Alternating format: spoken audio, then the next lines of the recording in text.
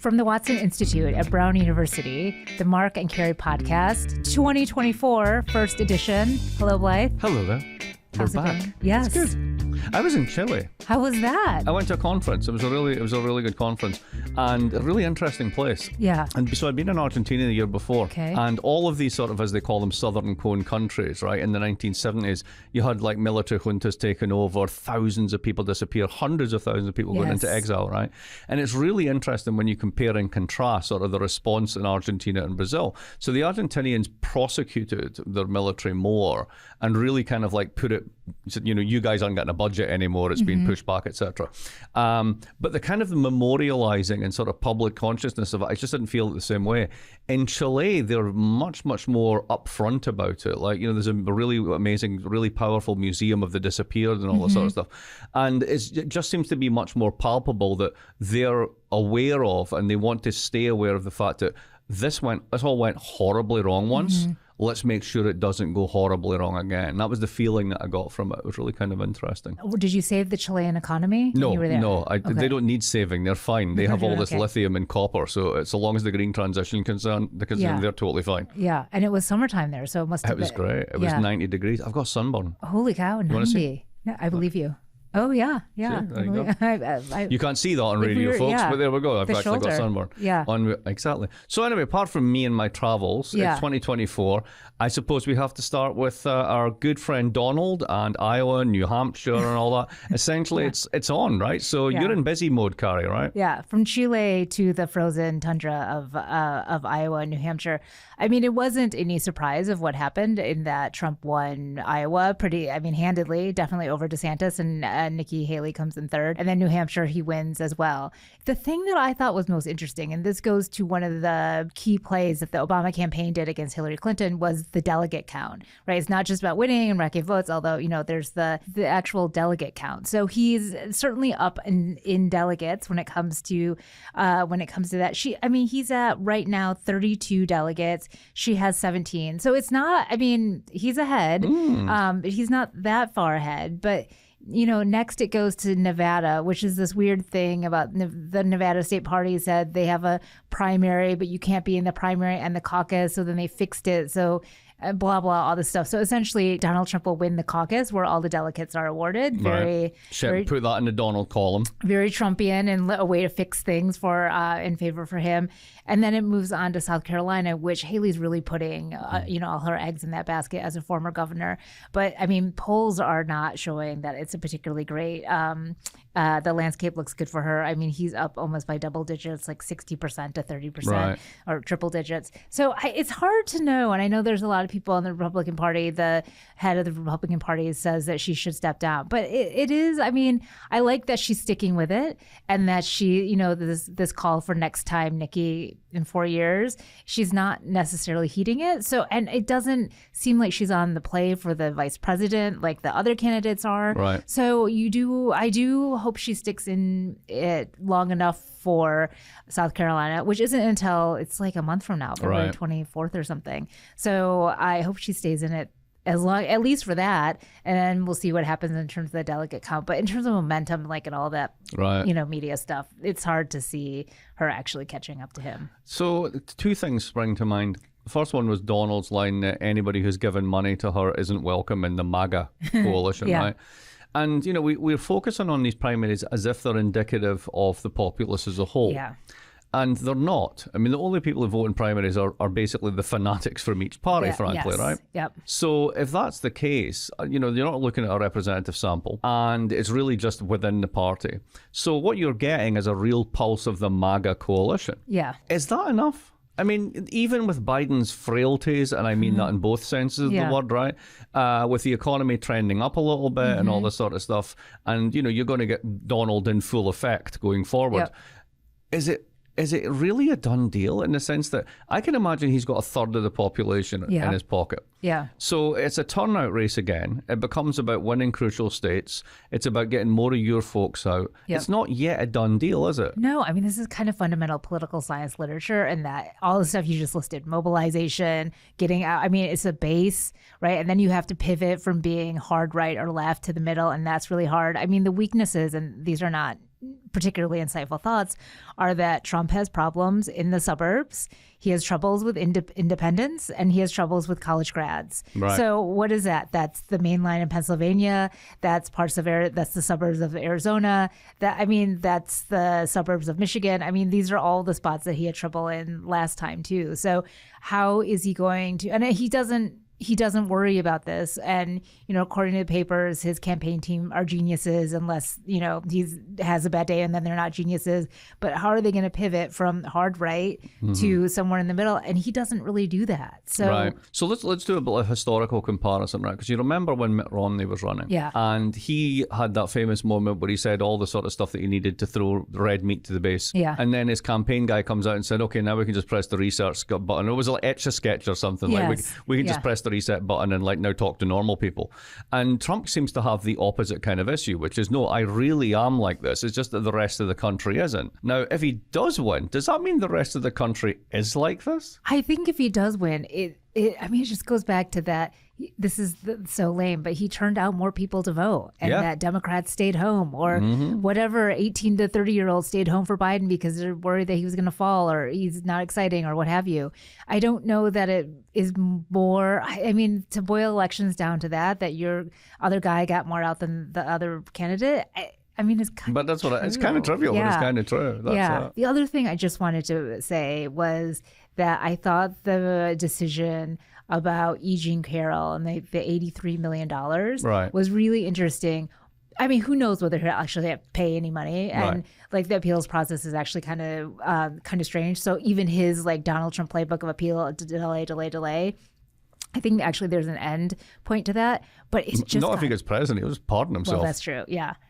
But that's gotta drive him nuts. Just mentally, that just has to drive him kind of crazy because he's never had to like actually pay or have such a public decision made. So I do take that as, I do wonder if this is the beginning. I mean, of course, as someone who wants to read something and where there probably isn't anything, some sort of signal, like this is the beginning of like several different judicial decisions that might not go his way. I mean, essentially I don't want to sound like a sort of a Trumpian on this, but the American state in all of its branches has decided to Al Capone this guy to death. Yeah. And the Carroll suit is different. But essentially, I mean, this started with the Mueller investigation, if not before that. And from the point of view of his supporters, and this is where I think it leaches out beyond the core support, loads of people think that the state is Al Capone and this guy to death. Yeah. And every time he gets fined 80 million or 200 million or whatever, that I think actually makes him, in a sense, not much more of a sympathetic character, but it feeds the narrative that there's a deep state out to deep six him. Yes. And that's it. Now, at the same time, rock and hard place, right? Should you, because he is who he is, not apply the law? Yeah. Absolutely not. But if essentially what you're doing is a fishing expedition to see what you can finally get him on to stop him running, that's actually profoundly anti-democratic. Yes. No, but you're totally right. I mean, how many more cases are there going to be against him? How throw the kitchen sink and just see what sticks. But what about Hunter Biden? Lots of question marks. So, lots of question marks in general about young Hunter. But we'll put that to one side. Where do you want to go now? Well, I do like this term. It's in our notes here about the vibe-cession. Yes, the vibe-cession. That maybe it was, like your experience is that the economy was not particularly strong. So I can't say, listen, look at all these facts. Look at this. No. I looked at the White House's website. There's 10 graphs to explain to you the American economy, which I thought, whoa, that's very handy. Right. But you're experiencing something that's not that. And so it was a vibe session. 2 nights ago, I finished a book, and it's called Inflation, A Guide for Users and Losers. Oh, so like we know all about this and went into it. And in fact, the vibe session is very real because ultimately what you do with inflation indexes when you take, like as the Americans do, 80,000 items and put them in different sort of arrangements and weight them differently and come up with this number, is that no person lives on that average. Everybody's experience differs according to what they consume and how rich they are and whether they're predominantly income based or they actually have wealth assets and all the rest of it. So nobody really experiences this in the same way. If you're rich and you don't drive a lot, you don't mind, you don't care, you don't even notice it, right? To be very crude about it. Yep. If you drive, you're drive dependent and you're a lower income, you absolutely get slammed by this, right? So the vibe session thing's totally real. Even the sort of the positive numbers will say that the median income just got back to where it was in 2019, just about a month and a half ago. Jeez. Okay. So for a lot of people, and other things like different things go up at different rates, right? Groceries are up between depending on what you count in the grocery basket, between 12 and 20%. And they're all controlled by corporations that are effectively duopolies and oligopolies, so they have huge market power. So once you get the inflation shock, they do shrinkflation on the boxes, and then they keep it up by an extra buck. I'll give you my favorite example of this, right? About every quarter, right, every 3 months, I buy a new squeezy bottle of Hellmann's olive oil mayonnaise. Okay. And for as long as I can remember, that thing was $5.99. Okay. It's now $7.99. Okay. Why is it $7.99? Because they took advantage of it and they made it $7.99. In France, the Carrefour, which is one of the biggest grocery stores, told Pepsi to go stuff it. Because they just weren't going to put up with the types of price increases that they were asking for. Now, is it because the price of all the inputs into Pepsi products are actually going up? Maybe because other firms are doing it too, or maybe they're all just price gouging. So, the vibe-cession, I think, was absolutely real. The other thing that's interesting is claiming that this immaculate disinflation soft landing thing was, we planned this all along, right? Right? I think we spoke about this before. The underlying idea of you need to cause a recession to get rid of inflation is this idea of the Phillips curve, right? So you trade off a bit of unemployment for a little bit of disinflation, et cetera, right? You cause a recession, prices go down because people get sacked, businesses close down, they stop lending, investment falls, whatever, right? And then you loosen up the policy and you get out of it once all the prices have normalized. Now, why do the prices normalize? Because people are meant to have these things called inflation expectations, right? And they expect it to go up in a certain way. Well, and during the research of the book, we looked into is all the literature we could find to actually confirm that this is true. Most of it says, no, we can't really find them. So there's no actual coherent mechanism underneath this nice story about the Phillips curve that would explain why things happen. And the simplest explanation is we got hit with two big supply shocks. Businesses jacked up prices a bit. Eventually, you can't keep jacking them up. You have to stop. Eventually, the supply side adjusts, and then prices go down. It's not really people's expectations at all.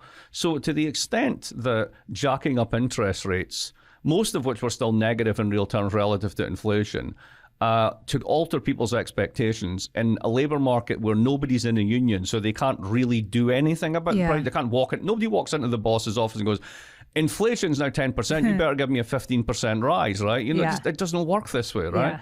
So they're claiming kind of responsibility for this, but there's pretty good evidence that no, you were just bystanders. It didn't really do it. So thinking about then a narrative of how did the Fed control inflation without causing a recession, I mean, that to you is just, that's not a legit argument. The answer is they didn't. Right, but they didn't. It's interesting then, all of the, economics, and it's so complicated and all of this stuff.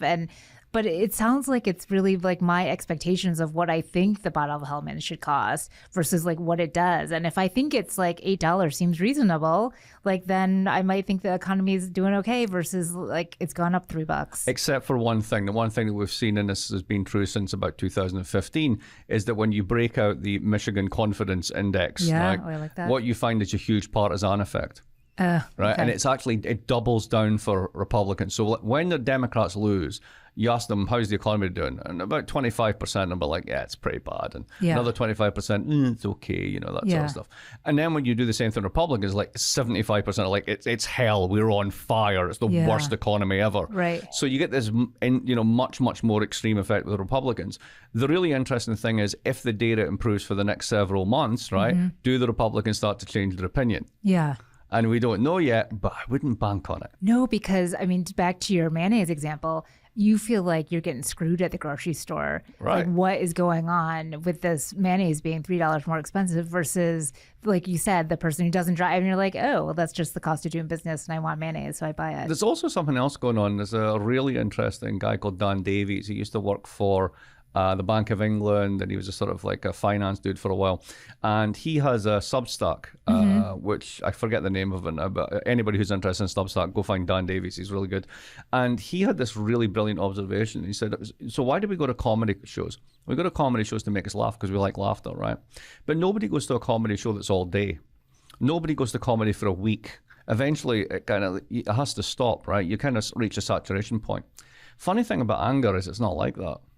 So let's say you start to get a wee bit angry about something, and then you go on the internet and you look into it and you get even more angry. Yeah. And it becomes your hobby. And then you find other groups on the internet, and then you find a whole community. And the one thing that's keeping you going is anger. It becomes like a dopamine response. You just need more and more and more of it. And it just stokes a politics of permanent anger that just doesn't have a decay on it. Yeah. Like, so there's only so much comedy you can take, but there seems to be an infinite amount of anger you can take. And I thought that was super interesting. That is, and it's everything feeds into that anger. Like, that guy cut me off. This, right, exactly. And the economy's horrible, blah, blah, blah, right? Right. And if you think about sort of like a politics of anger and grievance, I mean, just turn on like, right-wing news. That's all it is. It's just anger and grievance, anger and grievance, anger and grievance all the time. Yeah. And, that's, I think if you will, the emotional underlying component on that. So, we can be talking about surveys and expectations and prices and all that, but I think we're kind of missing the fundamental generators as to what's really going on. Yeah. Moving on, speaking of anger and grievance, we talked about this at the end of our year podcast, but it turns out Claudine Gay, Harvard president, now former Harvard president, was sacked by their corporation over the winter holidays. And I just thought it was such an interesting thing to watch, because you suddenly, as part of the discourse, suddenly had people talking about her scholarship, and that there were plagiarism accusations, and that her scholarship wasn't, why did she only have X number of articles and notebooks, and why does somebody, wherever have way more scholarship, and how did she become president of Harvard with such a thin record? And I thought it was so interesting. And when she was, when she stepped down, she wrote this long op-ed, and it was just really, clearly her perspective on it was there are two different things going on, and one was scholarship, which muddied the argument about whether or not what was going on with her presidency.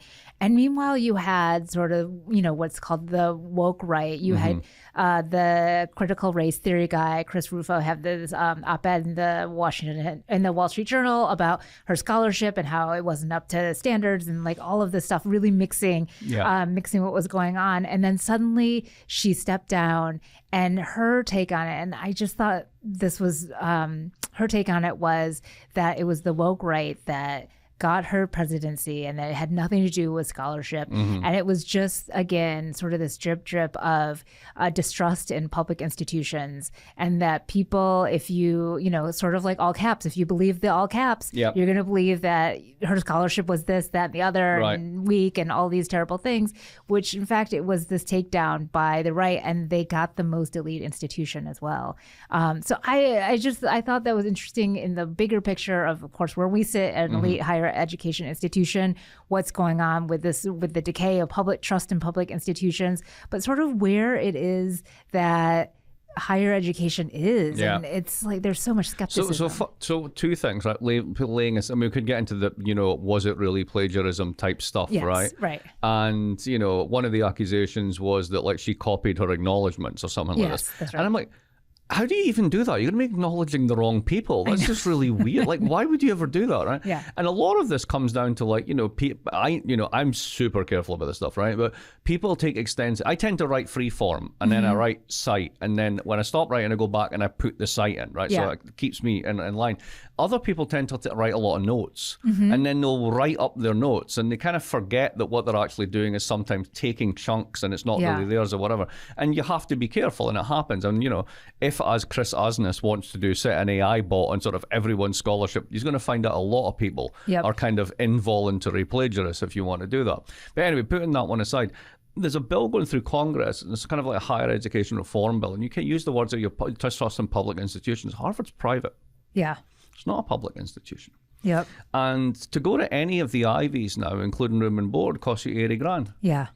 And there's been a feeling, not just amongst Republicans, but and if you think about this from sort of like something the Republicans can do that actually is going to appeal to a broad mass of people, there's a feeling that these institutions have just detached themselves from society. Yeah. They're not universities. They're hedge funds that run university for tax purposes. Yeah. They have $50 billion in endowment in Harvard's case, and they get to do whatever they want. And they create a little universe where they define what free speech is, which is totally different from what everybody else is. And they set their own rules and their own standards. And guess what? We need to stop this. And they have these crazy proposals that basically if you charge $80,000 and people end up in debt debt and they don't make that on their employment, you have to pay it back. It's sort of like, so let me get this straight. A university has to guarantee the wage level of someone's employment years out. So the stuff that's nuts, right? But tapping into that feeling of sort of like, we're a family of two. I'm a teacher. My wife does whatever, right? We'll never get to these institutions. They belong to and for a different class. Yeah. That's what this is about as well. Yeah. Yes. Right? Yeah. It really is. And sort of, I think that sort of ignore the plagiarism stuff is neither here nor there. Exactly. This is really about, there's a set of elite institutions that are overwhelmingly democratic. They're extremely left democratic in their principles.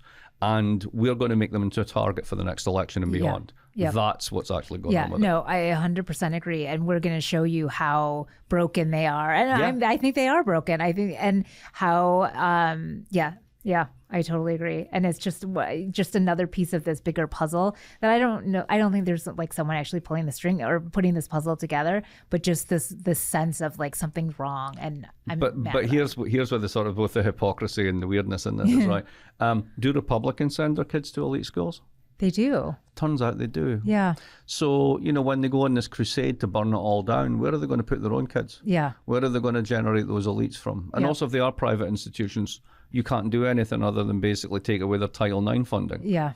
Yeah. So what are you going to do? You're not going to shut down Brown. It's not going to happen. Yeah. So, we'll see where this one goes. The one other thing I would just add to this is that there's an article in the paper that I talk about discussing female presidents and how there's more against female presidents, and of course the 3 presidents that were before Congress. So there's this gender on the presidency part of it. There's this gender component. Well, there's a damned if you do, damned if you don't quality to this, because if you basically were to do a graph of gender, right, on the y-axis, right, male, just male, right, male. Right, and then on the time axis you just do time, and the x-axis you do time. You would just have male as like university presidents, right? Male, and then it would drop a little bit, and then at the top end and in other places there would suddenly be the appearance of women. Yeah, and a little bit on there would be some people who weren't white, right? But it's still very small. But they're all at the top. Yeah. All right, they're all at the top. And that's another reason you get a target for that particular constituency. Yeah, that's a good point. Yeah. So moving on from that topic, let's see, where do we want to go? Oh, China. Okay. China, right. So for years and years, 30 years now, right, it's never had a recession. It's just going gangbusters, right? It's still going gangbusters in certain things, like, they're producing so many solar panels now that, like, you can literally produce free electricity, which is a huge problem if you are a for-profit electricity company, because there's no profit in it, right? Yeah. Brett Christophers has a great book coming out about all this called The Price is Wrong, which is basically why, prices and markets are never going to solve climate change. I don't know how pessimistic he is. I don't think he's as pessimistic as that, but anyway, we'll go with it. But the point is, China going gangbusters creates huge problems for everybody else. Yeah. So China dominates the world EV market. It does all the stuff that Tesla doesn't do, is way better than the Europeans at this. BYD cars have karaoke machines in them. Incredible. Yeah, I know. Like, who doesn't want that, right? It's just brilliant, right? I mean, forget like videos for the kids, you put on sound cancelling headphones, if they're doing karaoke, everybody wins, right? Yes. So they're going to keep producing this. They've got a gateway into Hungary. They buy up marks of like badges of cars that have disappeared, like MG in Britain. They start making them, right? So they do all this stuff. What does that do? It's basically wiping out your own domestic car industry. It's a huge input into cheaper electricity if you want solar, but if you've got a solar industry, it's just going to kill you. Now, part of that growth in China, a large part of it has been basically the local Communist Party works with developers to steal land and then develop it. Yeah, okay. And eventually you kind of run out of land in the sense that you built all the apartments you can, you've got all the GDP you can about building another airport that nobody needs, and eventually it stops. There's only so much you can get out of this. And we reached that a while ago, and now the biggest property developer, Evergrande, has gone, right? And the Hong Kong courts, because they actually still have courts, have said, you guys are a liquid, you need to wind up. And mainland China's kind of went, maybe, right? So all the things that we've had to learn to do, like liquidation, bankruptcy, all these things that make capitalism work, right? No major American airline ever goes bankrupt. Yeah. It goes in a Chapter 11, reorganization comes out, right? They've never had to do any of this stuff. So this is the first time, right? So it's a super interesting moment, because on the one hand, produce everything that the world can never absorb and double down on this export-led growth model. But at the same time, you've been getting so much of domestic growth out of housing. That's hit a wall. We don't really have independent courts or arbiters or bankruptcy. In fact, the Communist Party just put a finance committee above the central bank, so the central bank isn't even sort of independent anymore. And they're just kind of like, it's really fascinating to watch from the outside, because it's like, whoa, this isn't going well. Well, and to peel back the curtain on what's going on. Yeah. Like, how is this actually what's going to actually happen, and how do they solve this? So after decades and decades of growth, it's really slowed down. Yeah. And you've got, people get a bit hysterical about this. I think we mentioned this before. There was just before Christmas, there was a whole thing about China's youth unemployment's now 20%. And I'm like, that's the kind of the average of the developed West. Yeah. Nothing to get freaked out about, right? Yeah. So, this place has had an incredibly good run. This could just be a series of bumps in the road, but it could also be a fundamental slowdown and a change in the whole thing. Yeah. So, well, their population numbers, I'm always really curious about this, or interested in this, are really quite, this kind of freaks Xi Jinping out to see their decline in population and all the stuff they're doing. Every time they say have more babies, they literally have less. Oh, yeah. No, women are like, no, thank you. No, thanks. We're done. We're good. Yeah. And if the answer, if it is because basically you need to work 6 days a week and you get 1 day off and you're called a slacker if you take it off, there's no welfare state really to speak of, despite the fact you're meant to be a communist nation, right? You have to save up for everything. So domestic savings really, really high. It means you never really switch to a domestic consumption-led growth. And you got huge regional inequalities, right? Mm-hmm. These were all 10 big challenges before breakfast when things were going well. Right. Yeah, and now we didn't have a chance to talk about this, but I was in Japan for the holidays. All right. And we stayed at this traditional home, on Airbnb, and they had a karaoke room, kitchen, dining room, no chairs, but they did have a karaoke room. That's so fantastic. it's just priorities. Yeah. So maybe if we give the Germans karaoke, they might be a bit happier. That's got to be a good sign of happiness. Exactly. If you have a karaoke room. Are you using your karaoke room or machine? That's the indicator of happiness, I think. Right? They don't seem to be very happy in Germany just now. Have you been following this? I haven't followed this, and I was really curious because trying to ban a political party sounds interesting to me. So let's go back to Trump for a minute, right? Yeah. So in a sense, if let's take the sort of not the deep state critique route, right? But there are certain segments of the American elite that if they could just ban Trump, they would, right? Yeah. Oh, yeah. And you would go, no, you can't do that. That's anti-democratic, right? The whole point is if he gets enough votes, he wins, right? That's it. He just doesn't like the downside when he loses. He denies it, right? So here's this alternative for Deutschland. And it turns out that a couple of their members, quite senior members, went off to this meeting that was hosted by this actual Austrian Nazi. And they discussed the mass deportation of people who aren't German. So, whoa, here we go again, right? This is fun, right? Yeah. Exactly. And people are quite rightly freaked out about this and demonstrated, etc. And it's, it hit their electoral numbers a little bit in the most recent regional elections. But then there was this conversation about maybe we should just ban them. Yeah. And it's a bit like, speech you don't like. Yep. Right? While maintaining you have free speech, but you don't. Right. You just can't say that. So we have free speech, but nobody ever says these things, right? Right. And it's the same. You may find these opinions abhorrent, but you can't ban their existence. And by banning a political party, you're trying to ban their existence. It's really weird. Well, and it is, it's in a similar vein to what we talked about, I think, the last podcast with people trying, the state of Colorado decided to take Trump's name off the ballot. You feel, even as someone who's like, I don't think Trump, don't want him to win, I at least put him on the ballot. So the point about trying to ban a party is, it does feel the exact opposite of what you're actually trying to accomplish. No, totally. Yeah. So this has been percolating for a while in the UK politics, and that is and I've been trying to sort this out as I've been listening to the BBC. I think you know where you're going with this. So this is Sunak's bill, but I think it was started by Boris, right? Yeah. And that is to send people, asylum seekers or people who came across illegally, and send them to Rwanda. Yes. And I've been trying to untangle this in my head. This is weirder than it seems, right? Okay. So I've been told this. I haven't checked it, but I've been told by someone who lives there that they actually got this idea from the Danes. Okay. Apparently, the Danes actually do this. Now, here's the crazy thing about it, right? Most immigration in the United Kingdom doesn't come in small boats across the channel. It really doesn't. Okay. Right. And in fact, what they did was they said, we want to have a Canadian or Australian points-based system where people come in on merit. Now, huge, right? The fourth biggest or fifth biggest industry in Britain, if you count it as services exports, is higher education. Really? Yeah. So imagine the hundreds of thousands of master's students coming in every year, and they had the right to bring in their family with them. Yeah. And then they had a right to stay, like a green card extension, and then they get jobs, right? So what happened was, by reforming it to be more sort of like about the labour market and allowing employers better skill selection, etc., and then staffing the NHS with people who can actually like do nursing and stuff because we don't train enough because we have austerity budgets, you end up with about 1 million more coming in after Brexit than you thought you ever would. So everyone freaks out. So part of this freak out is they're like, yes, we will take the people in the small boats, not the 95% that actually constitute. We'll take the vulnerable people in small boats and we'll send them to Rwanda. So they spent like 5 years and like I don't know how many millions of pounds trying to get this to work. And every time the law courts get in hold and they're like, no, you're not doing it, it's crazy. And even if they got it to work, guess what percentage of asylum seekers would actually end up in Rwanda?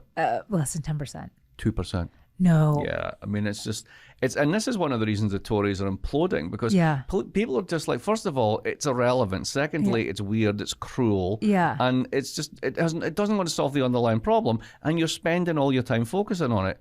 You're a bunch of idiots. And that's literally the way that the Tories look just now. So the Labour Party are actually playing this. At first, I was really worried and critical about this. Like, they're very hesitant to make promises about what they want to do, etc. They're playing but just let them self-immolate. I mean, like every day, every week, there's just another disaster that they inflict upon themselves. So, you know, that's kind of where it is. But I just want to clarify, like the people that they want to, quote unquote, send back to Rwanda are not from Rwanda. No. They're just from around the world. They could be anywhere, absolutely. And it's just this country that has been chosen. Yes, exactly. Well, I mean, this is something that we don't do the joined up thinking on this one, right? I mean, people who have skills and mobility that can come in legally will tend to go to places where they've got higher growth prospects or are more stable or whatever. Yeah. And as the economies of lots of places around the world become crappier and more unstable and more violent, people are going to be on the move. Throw in climate change onto this, right? Yeah. I don't know if you've been looking at any of the statistics on who's showing up at the southern border, but it's a lot of Indians. Yeah.